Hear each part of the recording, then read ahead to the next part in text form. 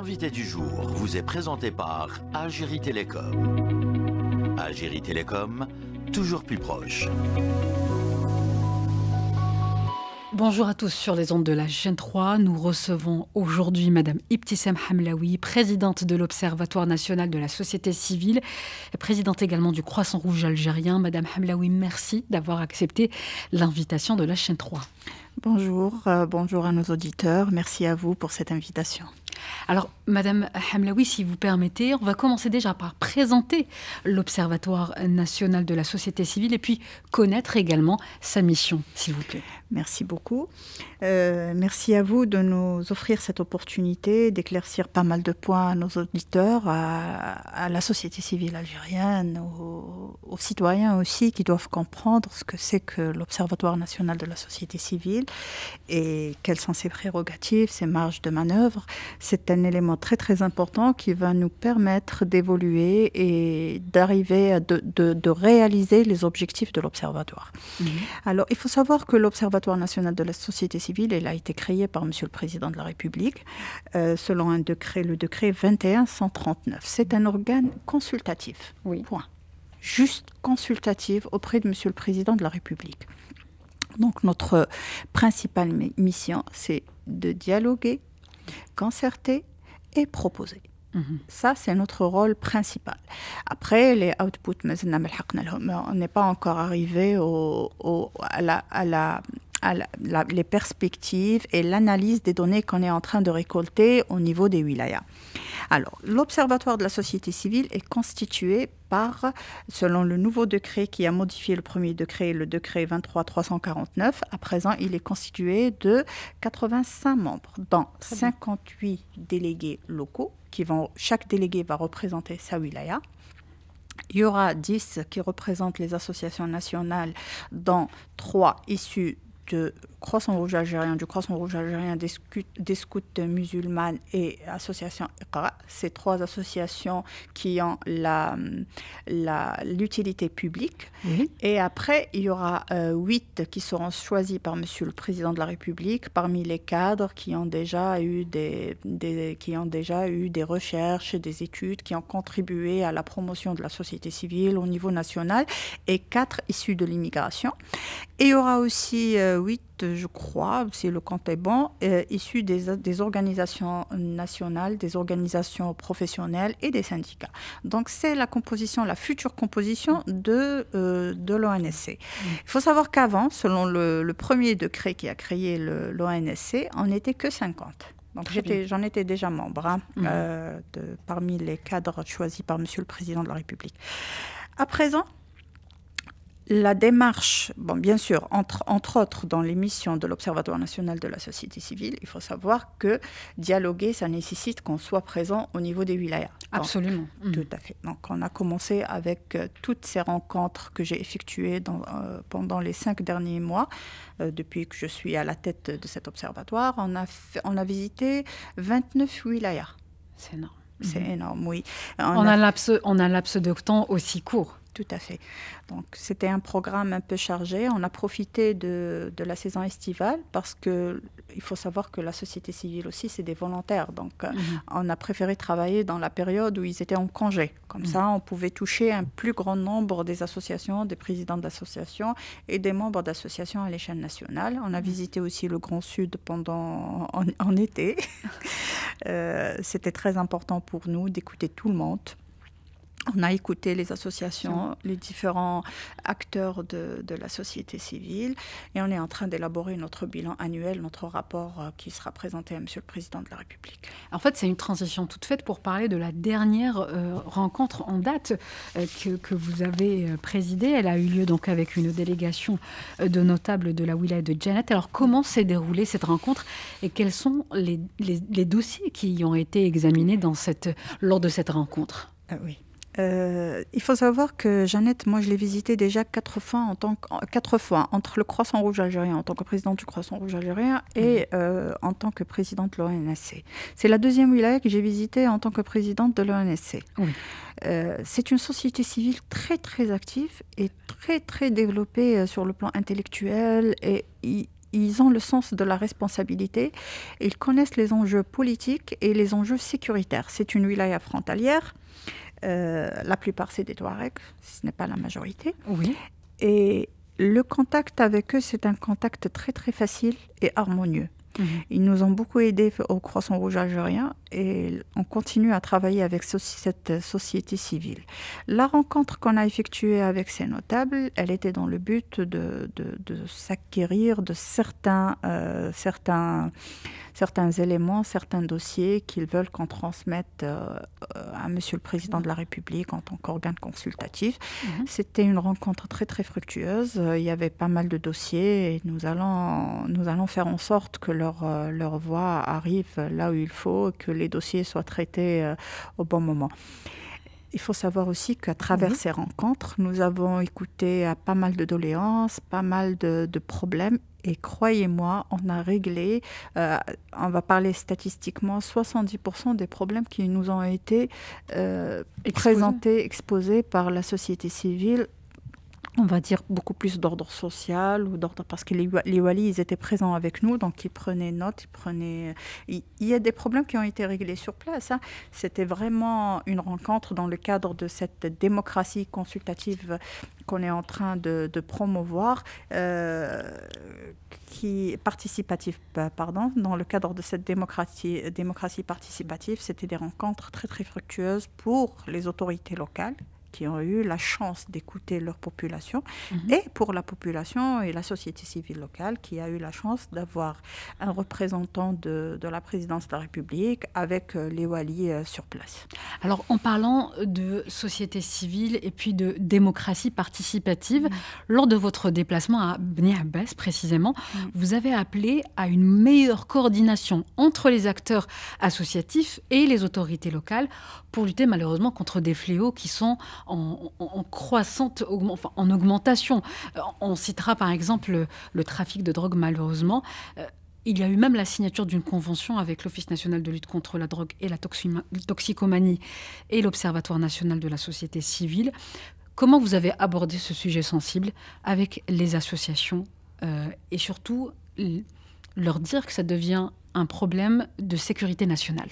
Oui, tout à fait.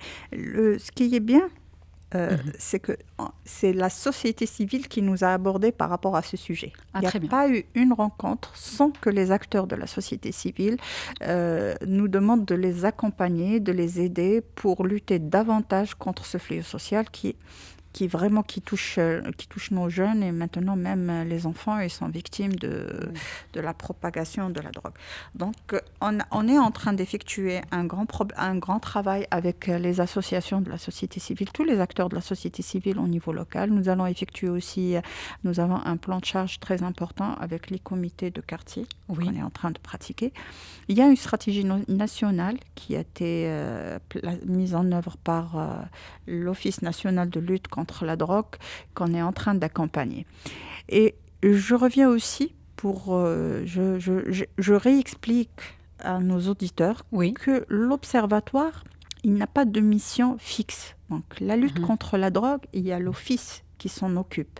Nous, on est là pour l'aider, l'accompagner et faire un travail de sensibilisation, sensibiliser les acteurs et sensibiliser la population quant au problème quant à la lutte contre ce fléau social qui devient vraiment un problème de sécurité nationale. Alors, on va continuer avec votre travail d'action. Vous êtes allé au plus près des citoyens avec l'organisation de cette première université d'été de l'Observatoire national de la société civile. On vous a vu sillonner tout l'été de nombreuses wilayas du pays, comme vous venez de le dire.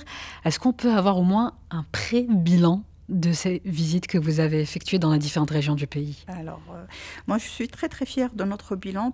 Pas en tant que présidente seulement, en tant que membre aussi de l'Observatoire national, parce que tous les membres de l'Observatoire, ils ont participé avec nous dans les formations au niveau des wilayas. Oui. Notre vision, elle était basée sur 3 axes principaux. Les rencontres que j'effectue au niveau des wilayas avec les différents acteurs de la société civile qui me permettent de m'en acquérir de la situation globale, parce que j'ai toujours dit, déjà en tant que médecin, qu'on ne peut pas guérir, qu'on ne peut pas évoluer si on ne fait pas le bon diagnostic. Et le bon diagnostic, il vient du contact direct. On doit être au contact direct du citoyen et des différentes associations. Donc, le premier axe, c'était mes déplacements, mes rencontres, que je vais continuer parce que je compte terminer les 58 wilayas avant la fin d'année. Inch'Allah, d'accord. D'accord. Le deuxième axe, c'était les universités d'été qui constituaient une première pour l'Algérie. C'est la première fois qu'il y ait des universités d'été aux différents acteurs de la société civile. Donc, on a fait 6 universités d'été concernant les différents acteurs de la société civile. On a ramené les associations des 58 wilayas. C'était une opportunité pour tout le monde de se rencontrer. Une opportunité aussi pour le réseautage, car le réseautage, il est très, très important pour l'Observatoire national de la société civile. De connaître ces acteurs, parce que j'ai fait aussi des rencontres au niveau de toutes ces universités d'été. J'étais présente, les éléments de l'Observatoire, les cadres de l'Observatoire, ainsi que les membres de l'Observatoire. Tout le monde était présent sur place. Donc, à présent, le contact, il est plus facile, parce qu'on a les têtes, on a les visages, on connaît les personnes. Donc, on n'a pas des noms d'associations. On les connaît, ces associations. Et après, le troisième axe, donc les formations, elles étaient axées sur la création d'une association, comment on crée une association, parce qu'il y a aussi les membres qui ne savent même pas comment ils ont été créés, leur association, elles ont été créées. Il y a aussi la gestion financière, la gestion d'une association, la communication, et un élément très important auquel on a prêté une grande attention, c'est la souveraineté numérique. C'est tout un projet qu'on va présenter aussi à Monsieur le Président de la République. Ça concerne la souveraineté numérique depuis l'école, depuis l'enfance, jusqu'à l'université, l'âge adulte et autres. Donc, on a travaillé dessus aussi contre toute la désinformation, toutes ces désinformations, les attaques, les fake news et tout ce qui s'ensuit.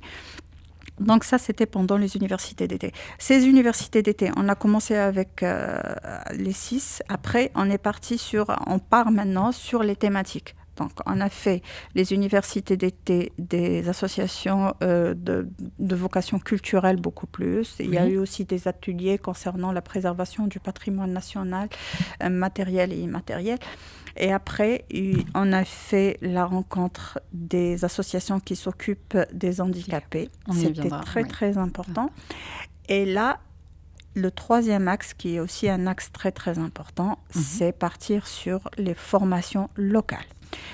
On a formé la société civile, les acteurs de la société civile au niveau de 19 wilayas jusqu'à ce jour. Donc, c'est les membres de l'Observatoire qui partent au niveau des wilayas, en concertation avec les autorités locales, donc toutes les associations de la région qui bénéficient d'une formation de 3 jours, des ateliers. Et ça aussi, ça nous permet de continuer notre réseautage, le diagnostic et le contact, le dialogue, la concertation avec cette société civile qui sont les réelles missions de l'Observatoire national de la société civile. Un petit bilan seulement, si vous permettez. Allez-y, bien sûr. Jusqu'à ce jour, nous avons rencontré 23 694 acteurs de la société civile, issus de 14 871 associations. Ça, c'est en 5 mois. En 5 mois. En 5 mois, tout à fait. Il y en a qu'on a rencontrés chez nous au niveau de l'Observatoire. On a fait aussi, en parlant de la drogue, parce que j'ai oublié, il y a eu tellement d'activités que je n'arrive plus. Franchement, c'est énorme. Il y a eu aussi une rencontre très importante. C'est parmi les premières qu'on a effectuées à Oran avec les organisations estudiantines. Et ça, c'est important de rencontrer Et c'est là où on voit la conscience citoyenne des étudiants. Parfait. Voilà.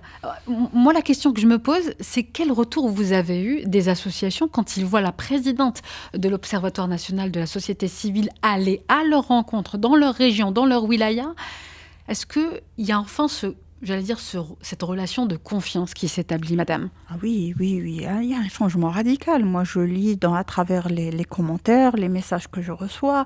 On a ouvert les portes de l'Observatoire national. À présent, l'ONSC, il n'est pas loin du citoyen, ni des associations. Oui. Il y a mes déplacements. C'est très, très important pour la société civile, que l'on veuille ou pas, parce que le contact direct, il est important pour l'Algérien. Bien sûr. et ça, je l'ai appris à travers le Croissant Rouge algérien, honnêtement. Et le travail en horizontal, c'est le plus important. Si on ne s'approche pas du citoyen, si on n'est pas sur le terrain, on ne pourra rien faire.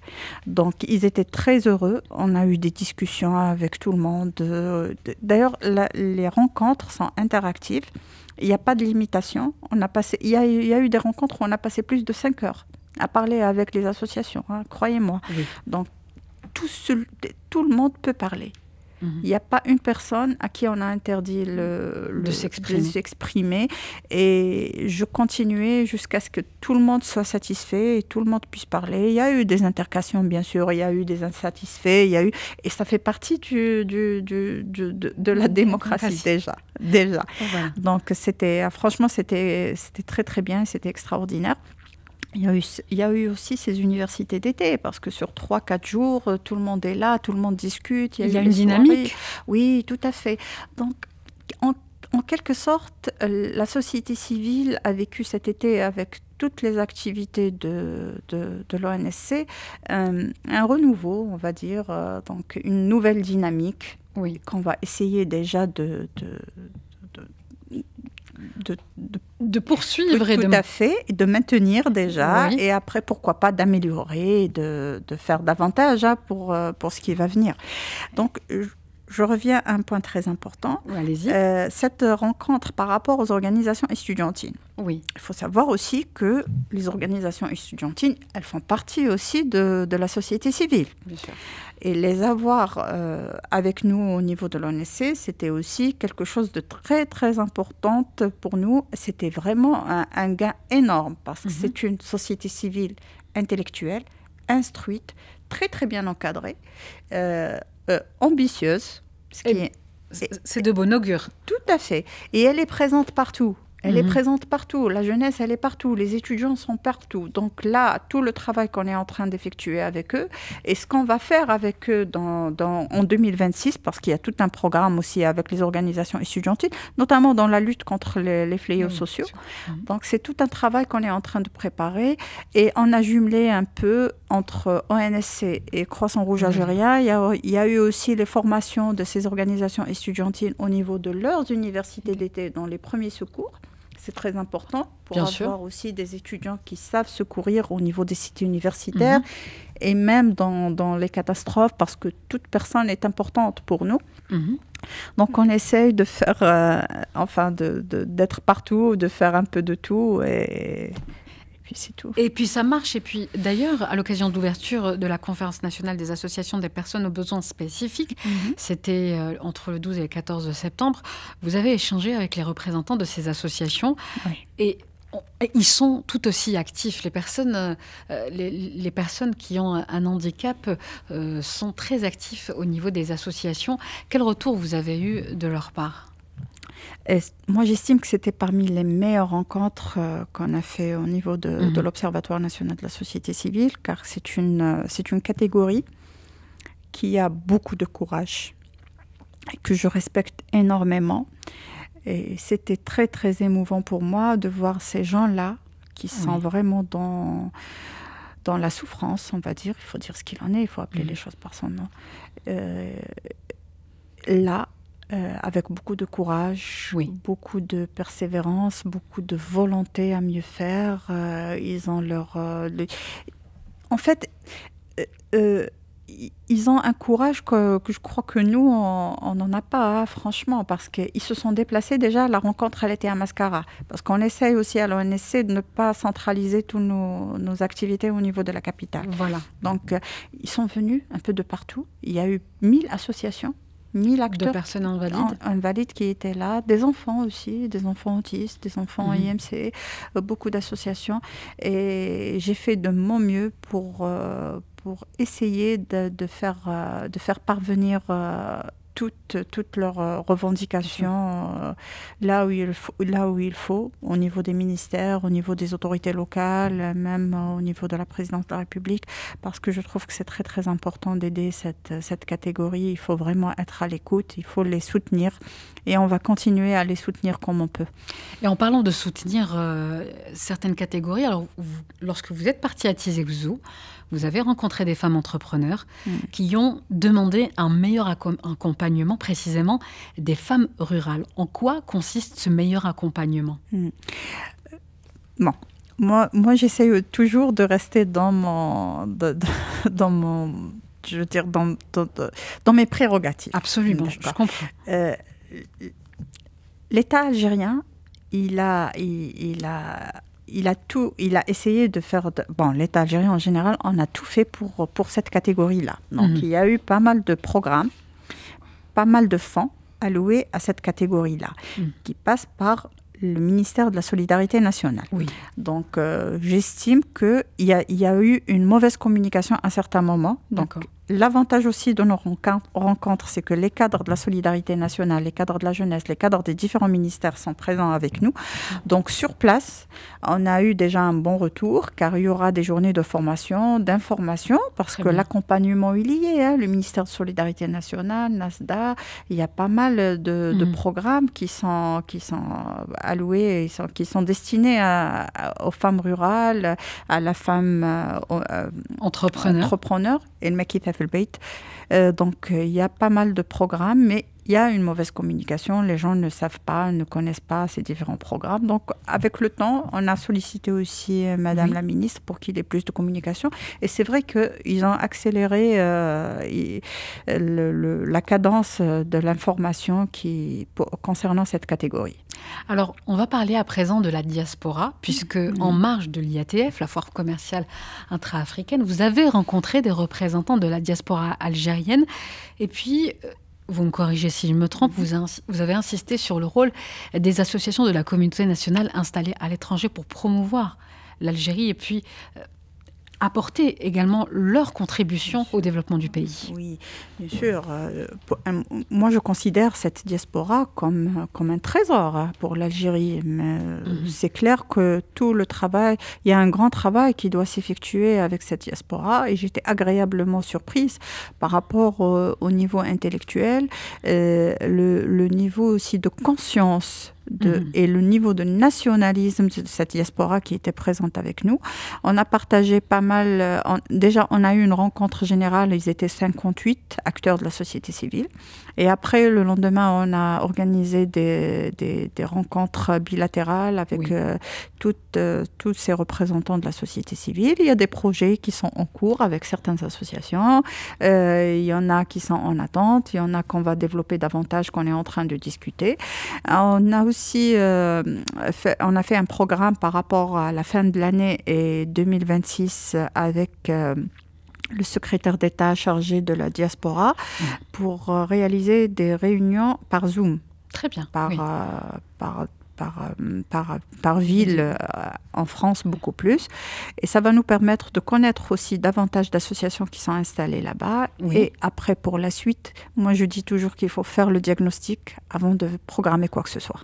Alors, vous avez fait le diagnostic via les universités d'été de l'Observatoire national de la société civile. Est-ce que vous prévoyez d'autres rencontres pour cette rentrée sociale et puis pour le reste de l'année ? Bien sûr. Je vais continuer déjà les rencontres au niveau des wilayas. Donc, normalement, la prochaine wilaya, ça va être Relizane. Et après, il y aura Chlef. Après, il y aura le Grand Sud, encore une fois. Et il y aura aussi l'université d'été, des universités qui s'occupent beaucoup plus de l'environnement, vocation environnement, les énergies renouvelables, qui aura lieu à Msi, là, le 15. Oui. Donc, c'est ce qu'il y a déjà, c'est ce qui est prévu déjà pour le mois d'octobre. Le mois d'octobre, déjà, il est bouclé. Il est bouclé, il est chargé. Il est chargé, il y aura pas mal de wilayas, plus l'université d'été. Donc, c'est déjà pas mal. Et on est en train aussi de préparer la liste des nouveaux membres de l'Observatoire parce que le mandat s'achève au mois de décembre. Donc, il y aura une nouvelle composante. Et ce qui est bien aussi, c'est que on a programmé, non seulement il y aura les délégués, parce que selon le décret, mais comme l'Observatoire, il a le droit aussi de créer des institutions ou des petites commissions au niveau des wilayas. Donc nous, on préfère avoir des délégations au niveau local avec un représentant de chaque commune. Donc il y aura une délégation composée du délégué de l'Observatoire avec des représentants de chaque commune qui sera choisi par la société civile de chaque commune. Ça va nous permettre aussi d'être au plus près de cette société civile au niveau des wilayas. Donc c'est tout un travail aussi qu'on est en train d'effectuer. Sans oublier qu'il faut aussi réaliser le bilan annuel sur lequel on est en train de travailler aussi au fur et à mesure pour la fin d'année qu'on doit présenter à Monsieur le Président de la République. Inch'Allah. Alors, on s'est adressé là à Madame Ibtissam Hamlaoui, présidente de l'Observatoire national de la société civile. On va enlever la casquette et on va s'adresser à présent à Madame Ibtissam Hamlaoui, présidente du Croissant Rouge algérien. Et on aimerait savoir, qu'en est-il des préparations pour cette rentrée scolaire 2025-2026 ? C'est plus facile de parler en tant que présidente du Croissant Rouge. Donc, pour la rentrée scolaire, je suis très, très satisfaite parce que les chiffres, franchement, c'est quelque chose. Grâce aux efforts de tous les comités de wilaya. Donc, on est arrivé pratiquement à 200 000 cartables. Et je vais faire un peu de publicité. Je tiens à remercier Mobilis et Sonatrach, Sonalgaz qui nous ont beaucoup aidés, qui nous ont accompagnés durant cette rentrée scolaire et qui continuent à nous aider durant toute l'année par rapport aux nécessiteux. Donc 200 000 cartables qui ont été distribués au niveau de toutes les wilayas et on a touché toutes les communes. Il faut savoir que nous, quand on distribue les cartables ou tout autre, même les denrées alimentaires, donc on s'adresse aux walis. Et c'est les walis qui nous orientent vers les différentes communes avec des listes des nécessiteux. Nous avons réalisé aussi une plateforme nationale du Croissant Rouge algérien, Bitaqat Moustafid. On n'a pas encore distribué les cartes, mais on est en train d'organiser une plateforme nationale quant aux familles nécessiteuses. Très bien. Et on a donné l'avantage, ou la priorité aux veuves. Veuves orphelins. Donc, c'est elles les premières qui seront bénéficiaires des aides du Croissant Rouge algérien. Donc, je vous le disais, c'est 200 000 cartables, plus les tabliers, 50 000 tabliers. On a distribué aussi des denrées alimentaires, des aides un peu partout. Et on termine la rentrée scolaire. On continue sur l'hiver. Vous y pensez déjà. Alors, d'ailleurs, parlez-nous du dispositif qui a été mis en place pour la période hivernale. Il commence déjà à faire froid, donc on y pense. Tout à fait, surtout à l'intérieur du pays, parce que ce n'est pas la même chose. Le soir, ça fait vraiment, ça caille. Donc, on a commencé normalement... Je ne sais pas si c'est très tôt, mais je comptais lancer la semaine prochaine Hamlet Chita Def, qui est annuel pour le Croissant Rouge algérien. Donc, dans cette période, on distribue les couvertures, les vêtements et les denrées alimentaires. Et on a aussi les SDF. C'est un programme national aussi. On commence à distribuer la nourriture, les repas le soir à partir de la semaine prochaine. Donc, c'est 3 fois par semaine. Partout. À travers tout le pays. Non, il faut savoir que les SDF, il n'y en a pas partout. C'est dans les grandes villes seulement. Donc les petites villes, c'est rare. Généralement, dans les petites villes, c'est les malades. C'est les malades mentaux qu'on est obligé d'accompagner aussi aux hôpitaux. Mais il n'y a pas partout des SDF. Et il y a aussi un petit souci que nous, on a essayé d'ouvrir pas mal de centres ainsi que la DAS. La DAS aussi, elle a beaucoup de centres. À Diyar Rahma, il y en a partout. Tout à fait. Ils font aussi un excellent travail avec nous. C'est pour ça qu'on part sur 3 jours. D'accord. La DAS aussi, elle donne aussi la nourriture.